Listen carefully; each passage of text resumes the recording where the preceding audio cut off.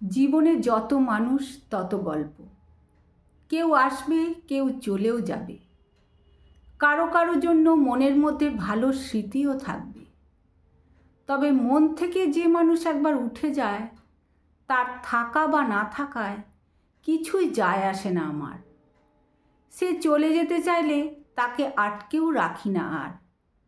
কোনো অনুভূতিই তখন তার জন্য কাজ করে না, না ভালোবাসা, না দুঃখ, না অন্য কোনো কিছু। মানুষ কি আর এমনি এমনি মন থেকে উঠে যায়? মানুষ মন থেকে উঠে যাওয়ার জন্য জোরালো কারণ থাকেই। যাকে জীবনে রাখবো না, তাকে আমি কোথাও রাখবো না, আর সেটাই করা উচিত আমাদের। দেখবে কিছু মানুষ থাকে যারা জুতোর ভিতরে ঢুকে যাওয়া ছোট্ট একটা কাঁকড় কণার মতো। জুতোর ভিতর থেকে না বের করে দিতে পারলে কিছুতেই শান্তি হয় না, তারপর আরামসে চলা যায়।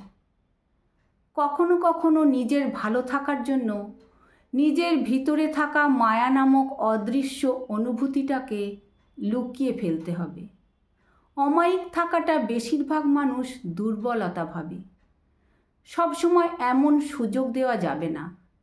একবার যদি মনকে বুঝিয়ে নিতে পারি সে আমার কেউ নয়, তখন দেখবে বুকের ভিতরে জমে থাকা দুঃখের বোঝাটা এক নিমেষে উধাও।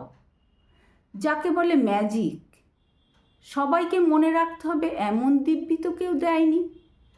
কখনো কখনো মন থেকে মানুষকে উঠিয়ে দিতে হয় শুধুমাত্র নিজের ভালো থাকার জন্য। কলমে সরজিৎ ঘোষ, কণ্ঠে শম্পা কোনার।